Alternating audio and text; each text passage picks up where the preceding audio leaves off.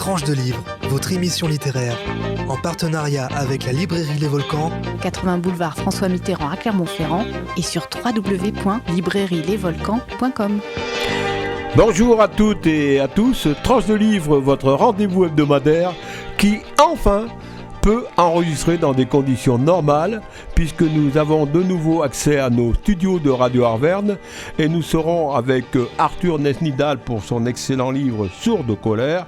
Je suis ravi de vous retrouver toutes et tous et j'espère que vous avez vécu ce confinement le mieux possible dans la perspective de Noël bien évidemment, et nous allons aborder un livre intéressant qui est dans l'air du temps ma foi, puisqu'il s'agit de Sourds de colère, édité par Julliard.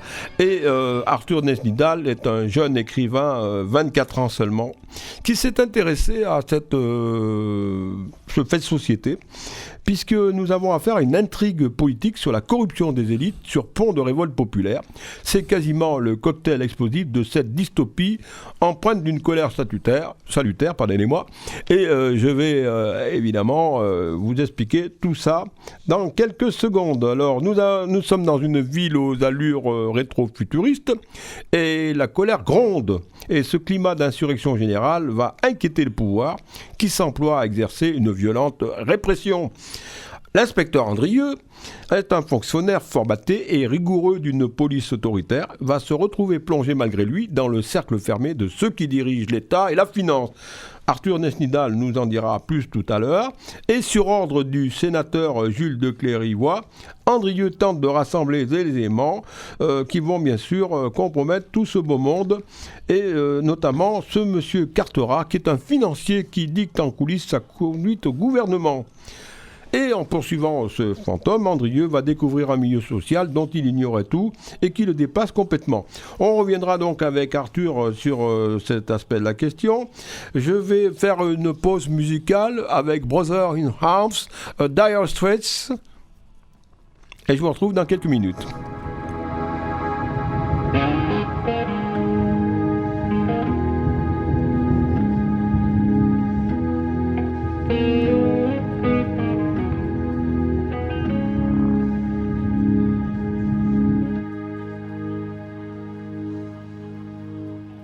These mist-covered mountains are a home now for me, but my home is the lowlands, and always will be. Someday you'll return to your valleys and your farms, and you'll no longer burn to be brothers in arms.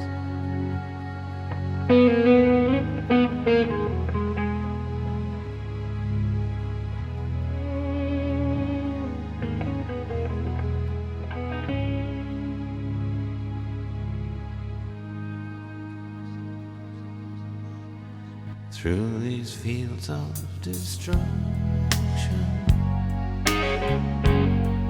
baptisms of fire,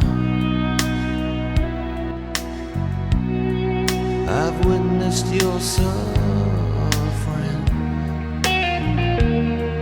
as the battle reached high, and though it hurt me so bad, in the fear and alarm, you did not desert me, my brothers in arms.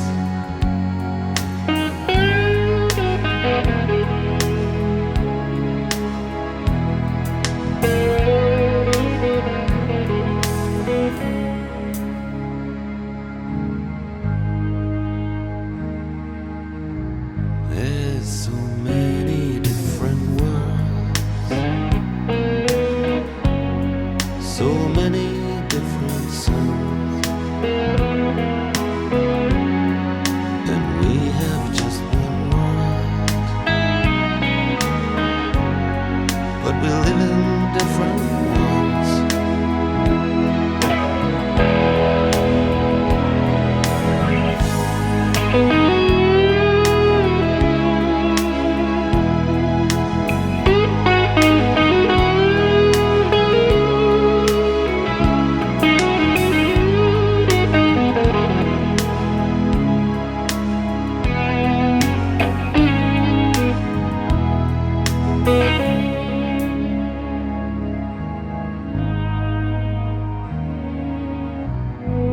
Now the sun's gone to hell, the moon's riding high. Let me bid you farewell. Every man has to die,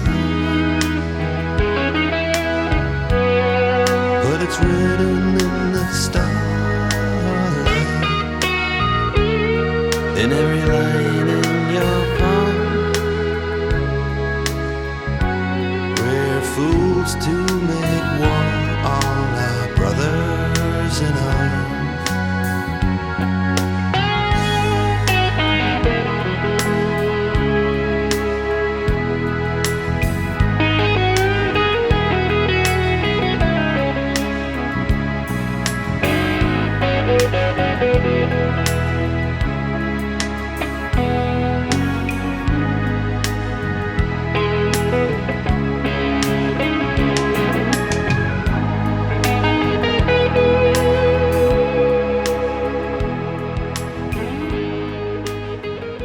Tranche de livre, l'émission littérature de Radio Arverne. En partenariat avec la librairie Les Volcans.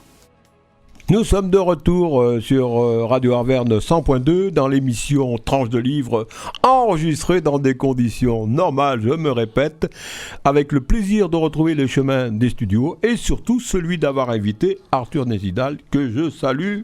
Bonjour à tous. Oui, alors Arthur Nesnidal, je suis ravi de recevoir ce jeune homme talentueux. Il faut savoir qu'il avait déjà écrit un livre à l'âge de 22 ans, ça s'appelle La Purge, sujet sur lequel nous ne reviendrons pas bien sûr, mais c'est son deuxième livre, parce que le problème c'est que je ne peux pas dire roman. Alors on dit roman ? On dit roman, oui, tout à fait. On dit roman, donc on a le droit. Donc c'est un roman, c'est une fiction, mais une fiction qui va faire réfléchir sur les relations intersociales et la relation que le peuple peut avoir avec ses dirigeants. Le titre est évocateur, Sourde colère. Qu'est-ce qui vous a poussé à faire ce livre ? Justement, le titre est évocateur et c'est un excellent titre qui, une fois de plus, a le défaut que je ne l'ai pas trouvé moi-même.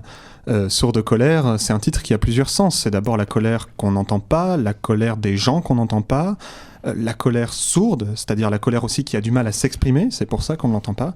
Et puis, bien sûr, c'est le subjonctif du verbe sourdre, c'est-à-dire c'est un appel à ce que la colère jaillisse en quelque sorte, à ce qu'elle explose, à ce qu'elle vienne sur le devant de la scène, à ce qu'elle s'empare des problèmes. Alors vous êtes, on sent qu'on a affaire à un ouvrier du verbe pour employer l'expression consacrée du journaliste du journal La Montagne qui vous avait interviewé. Vous attachez beaucoup d'importance aux mots, à la littérature. Oui, je suis fondamentalement persuadé que l'écriture est un métier qui s'apprend, qui demande évidemment du savoir-faire parce que il faut respecter le lecteur qui, de l'autre côté, lui, a une exigence assez élevée. Et donc, je me qualifie moi-même d'ouvrier du verbe parce que je travaille entre 6 et 8 heures par page, ce qui évidemment représente pour un livre complet une somme de travail assez conséquente. Mais oui, j'aime beaucoup ce mot. Et puis, ouvrier du verbe aussi, ça indique immédiatement qui je veux représenter dans les livres et qui je souhaite défendre. Alors vous donnez la parole assez obscure. Dans le livre, on a volontiers, pas une caricature, mais disons des personnages très marqués. D'un côté, ceux qui détiennent le pouvoir, ceux qui doivent le soutenir. Et on a notre inspecteur Andrieux, qui est un inspecteur de police, au sein d'un livre qui n'est pas forcément un polar, parce que vous n'avez pas écrit un polar. Tout à fait. Choix curieux de personnage, parce qu'en fait, choix curieux et en fait très fonctionnel, très efficace, j'ai envie de dire, dans la mesure où il me fallait un personnage, puisqu'il s'agit d'une contre-utopie, donc on est là pour représenter le monde qui va mal. Et représenter le monde et la société qui va mal, ça demande de passer d'une couche sociale à l'autre. C'est pourquoi il me fallait un personnage qui justifie ce type de voyage, en fait. Donc ça aurait pu être un journaliste, par exemple. Il se trouvait que... ça s'est trouvé être un policier. Voilà, donc un policier qui passe des classes populaires auxquelles il appartient aux classes dirigeantes dans le cadre d'une enquête qu'on ne voit pas forcément en fait le long du livre, puisque le livre est surtout sujet à passer d'un monde à l'autre et à montrer la dichotomie, l'inégalité extrême qu'il y a entre ces deux mondes. Oui, alors, pour rebondir sur ce que vous disiez, on ne peut pas dire qu'on atteint le meilleur des mondes, puisque le meilleur des mondes, c'est Aldous Huxley qui avait donné l'exemple frappant de cette contre-utopie. En fait, pour les auditeurs, il est nécessaire d'expliquer ce qu'est la contre-utopie. C'est la description, au moyen d'une fiction, d'un univers qui est totalement déshumanisé et totalitaire, dans lequel les rapports sociaux sont dominés par la technologie et la science. C'est quasiment le sujet du livre. Oui, c'est exactement ça. Oui, c'est tout à fait ça. Alors, dominé par la technologie et la science, je ne dirais pas ça. Je dirais plutôt, dans le cadre du livre, dominé par la révolution industrielle et puis l'installation assez fracassante du libéralisme. Mais c'est tout à fait ça, oui, une contre-utopie, on décrit le monde, mais on ne le fait pas de façon scientifique ou neutre. On en distingue les traits les plus forts et avec une grande férocité, on va dire tout ce qui ne va pas au travers d'une histoire, puisqu'il s'agit d'un roman, une fiction, c'est pas un essai. Oui, alors c'est un roman, c'est un roman, mais un roman engagé. C'est pas un livre de militant, mais vous n'allez pas cacher vos inclinations. On peut dire que vous êtes de gauche et vous vendez la mèche. Non, on va pas vous en faire grief, mais c'est un livre engagé qui mène en fait le combat d'une oppression et d'une certaine résistance. Oui, parce que j'aimerais dans ce livre qu'on puisse se mettre à la place, déjà d'Andrieux, qui est un personnage qui se forge une conscience politique à mesure qu'il observe le monde autour de lui, à mesure qu'il prend conscience de la profonde inégalité et de la profonde injustice de son monde. Mais j'aimerais qu'on se mette à la place de personnages qui font le choix de résister. Lui, Jules de Clérivoix, une militante dont on pourrait parler qui s'appelle Mel Jortin dans le livre, et qui font le choix de résister alors que ça semble désespéré parce qu'ils ont l'évidence de la réalité contre eux. Alors, je retrouve, ce qui est curieux, c'est que dans le livre, en filigrane, je retrouve vos inclinations naturelles pour la littérature de Victor Hugo. Ah, complètement. Oui, parce que la jeune militante sur les barricades, cette fameux inspecteur, je ne vais pas dire que c'est Javert, bien sûr, mais on a un sénateur aussi aux idées progressistes qui n'a pas totalement choisi son camp, mais qui voudrait que les choses avancent, en fait. C'est très hugolien, ça. Je vous remercie du compliment, en tout cas, je le prends comme tel. Hugo, évidemment, j'en suis la première groupie. S'il fallait en retenir un, eh bien, ce serait celui-là, ce serait Victor Hugo. Je suis extrêmement subjugué par Les Misérables, par L'Homme qui rit, par Notre-Dame de Paris, par 93, qui est un de ses romans malgré tout peu connu, mais vraiment magnifique. Et effectivement, on retrouve peut-être l'amour que j'ai pour le siècle révolutionnaire, le siècle du progrès scientifique, le 19e. Alors, le livre, c'est un message. Parce que celui qui va lire ce livre, comme pour se l'approprier, il ne faut pas qu'il y ait un malentendu. Le livre, la personne qui va le lire va être convaincue déjà de la justesse du combat social. Mais il y a peut-être des personnes qui vont peut-être comprendre pourquoi notre société ne fonctionne pas. Parce que la source de colère, c'est, je pense, justement la métaphore de cette incompréhension où le pouvoir met l'édredon pour pas entendre les cris du bébé. Oui, d'ailleurs, je remets beaucoup en question le vocabulaire officiel, le vocabulaire un peu creux, la novlangue en fait, le charabia un peu journalistique ou gouvernemental pour désigner les choses. Par exemple, on ne parle jamais d'un manifestant, on parle d'un casseur. C'est un exemple comme un autre. On ne va pas parler de quelqu'un qui jouit de ses droits, on va parler d'un assisté. Et donc, ce choix de mots donne à voir une certaine réalité. Et le fait que, avec les mots du pouvoir, on désigne des réalités qu'on décrit au plus près, une manifestation réprimée par la police, une violence policière et raciste, eh bien, ça rend immédiatement ce vocabulaire qui est systématiquement à connotation positive, ça le rend absurde, et ça le rend d'autant plus violent qu'on est confronté à la violence qu'il y a cachée derrière, en fait. D'ailleurs, dans chaque page, il y a de la violence, mais pas une violence qui fait mal, parce que votre livre interpelle, c'est pas un livre qui fait mal, c'est une saine colère.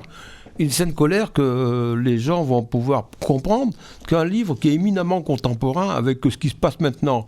Alors, le livre, pour ne rien cacher à l'auditeur, il est sorti dans une période assez troublée par la pandémie, Oui. mais lorsqu'il a été écrit quand même des mois avant, et il est éminemment contemporain de ce qui se passe. Ah ben, je travaille dessus depuis 1 an et demi.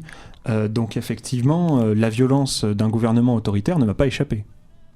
Alors, vous allez... Oh, j'ai pas l'impression d'avoir Mélenchon en face de moi, mais disons que... J'espère bien quand même, j'écris mieux. Je parle moins bien, mais j'écris mieux. Ah, ben voilà, alors donc déjà, au moins, un point qui va vous distinguer, bien que vous étiez avec, disons, un de ces...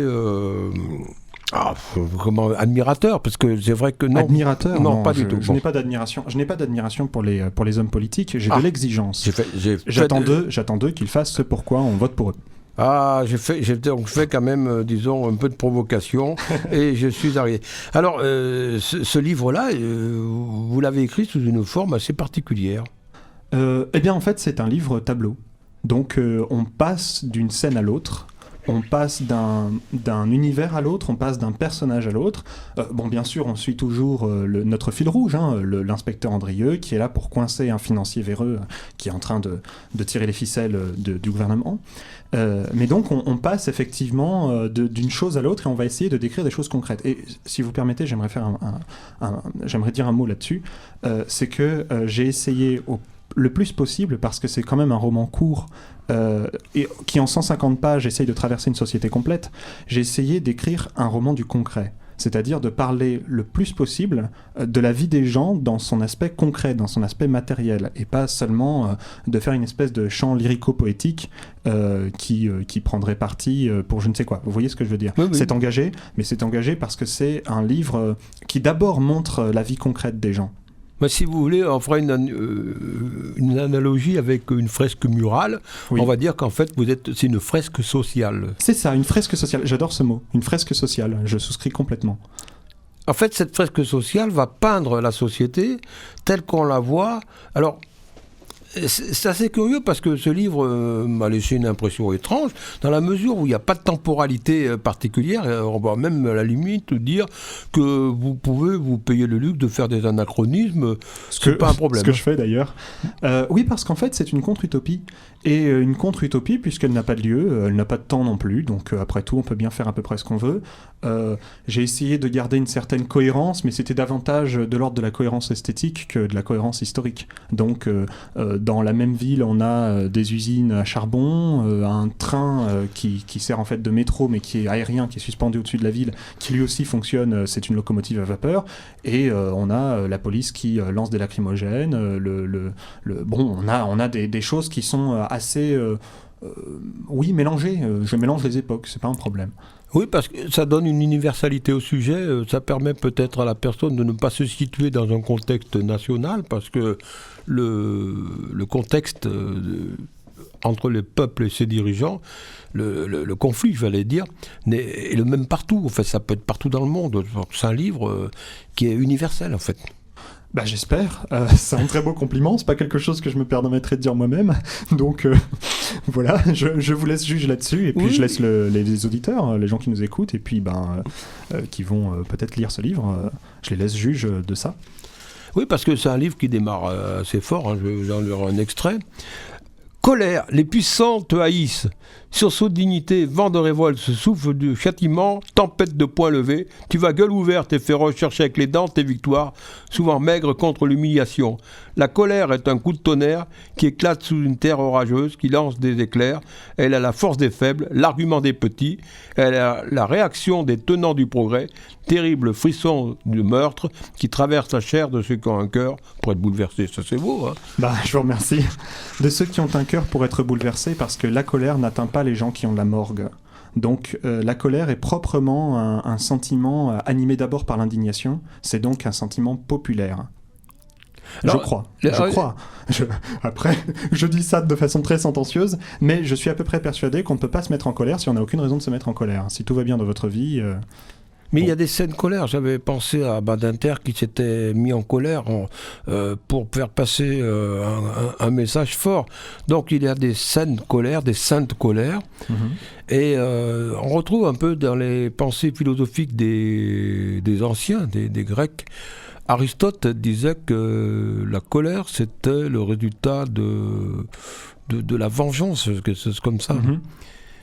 De la vengeance, moi je ne suis pas persuadé de ça. Je pense qu'au contraire, la colère, c'est un sentiment qui est plutôt raisonnable.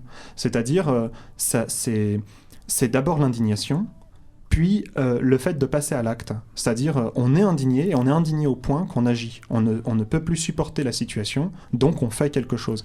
La vengeance, c'est quand même sacrément démesuré et violent. La colère, ça peut être brutal, mais ça n'est pas démesuré. Oui, si on reprend les pas de Spinoza qui évoquait aussi la conséquence de la haine. Il y avait la haine dans son approche. Donc pas de haine, on est d'accord ? Pas de haine. Ni haine ni violence en fait. Ni haine ni violence, je ne sais pas si je peux dire ça, mais en tout cas, pas de haine et pas de violence dans le sens de démesure injustifiée. Donc ça explique pourquoi le discours médiatique fait que toutes les personnes qui se mettent en colère sont, suspectes de ne jamais être contentes, de toujours râler, d'être violents. Et ça, c'est difficilement supportable. Je crois fondamentalement que quelqu'un qui se met en colère, c'est d'abord quelqu'un qui a envie qu'on lui foute la paix. Et donc, c'est d'abord quelqu'un qui a envie d'être tranquille. Quelqu'un qui se met en colère et qui agit pour changer une situation insupportable, c'est d'abord un pacifiste. C'est quelqu'un de tranquille. Oui, c'est pour le moins singulier. Enfin, en tout cas, dans le livre, il ne s'agit pas vraiment de ça. Il s'agit d'abord de la construction d'une conscience politique. Donc évidemment, Andrieux, au début, donc l'inspecteur, au début de son enquête, c'est quelqu'un qui d'abord obéit aux ordres et qui ne réfléchit pas à ce qu'on lui dit de faire. Et qui, à force d'observer, se construit une conscience morale d'abord, avant même de parler d'une conscience politique. Il se rend compte que obéir aux ordres qu'on lui donne, aux ordres criminels parfois, puisque on lui demande même, pourquoi pas, de tuer, ce sont des choses qui quand même méritent réflexion. Et donc, il finit éventuellement par se mettre en colère. C'est cette construction-là que le livre raconte. C'est comment un personnage, que rien ne promettait à cela, décide, finalement, choisit la résistance. Alors, le style que vous avez choisi sur le plan littéraire, c'est annoncé dans la 4e de couverture. Vous nous livrez une dystopie en pointe d'une saine colère. Cette dystopie qui n'est jamais que le récit de fiction qui décrit un monde utopique sombre. En fait, c'est quasiment l'envers de ce que l'on peut rêver. Oui. oui, je pense que oui. Oui. Alors, est-ce que le lecteur comment va réagir le lecteur face à un livre comme ça ? Qu'est-ce que vous voulez faire passer comme message ? Moi, je ne suis pas curé, donc je n'ai pas vraiment de message à faire passer. Je crois que le rôle de la littérature, c'est de faire en sorte que le lecteur puisse se mettre à la place d'eux. Donc, cette fois-ci, essayons de faire en sorte que le lecteur se mette à la place de quelqu'un qui fait le choix de résister à l'oppression. Oui, et puis c'est un roman. N'oublions pas que la vertu d'un livre, c'est de distraire, d'informer, de cultiver. Et je pense que le livre qui sera entre les mains de notre auditeur ne sera pas déçu, parce que c'est un livre qui ne faut pas l'acheter comme un polar. On va être honnête. On est d'accord là-dessus, d'accord. oui. Oui. C'est pas un polar, mais quand même, on a envie de savoir un petit peu ce qui va se passer. Et il y a un suspense qui est savamment ménagé et qui débouchera sur une réflexion assez forte sur notre société, où on va trouver une société qui est quasiment au bord de l'implosion. Oui, d'ailleurs, qui commence. Le livre s'ouvre sur une manifestation populaire qui pourrait tout à fait dégénérer. Donc, effectivement, on est sur une colère qui est prête à se sourdre. Alors, vous ne faites pas dans la dentelle, parce que c'est vrai que le peuple écrasé, prêt à soulever, ça à la limite, je comprendrais. Mais une classe politique sans foi ni loi, ça va fort. Enfin, il faudra le mettre entre les mains des élus pour qu'ils comprennent une bonne fois pour toutes. Non, mais dans le livre, oui. Oui, de toute façon, un livre, c'est un univers réduit, donc on ne peut pas représenter le monde dans sa complexité. Et puis, on a quand même Jules de Clérivoix qui fait appel à notre héros, justement, pour que la corruption cesse. Voilà, il y a une touche d'optimisme. On peut espérer que la société changera avec des personnages comme ce monsieur. Moi, nous arrivons quasiment vers le terme de notre émission. Je pense qu'en régie, on est en train de me faire des coucous, là, oui. Et oui, parce que c'est la période de Noël, et puis le Père Noël est derrière les vitres. Il est revenu pour nous aider à faire cette émission. Là, je pense qu'il va falloir qu'on finisse sur Révolution des Beatles. Eh bien, c'était un plaisir, Henri. Et moi, je vous remercie, Arthur, de vous être déplacé. Je vous remercie. Je dis à mes auditeurs à la semaine prochaine, lundi 12h30, et dans des conditions normales. Au revoir.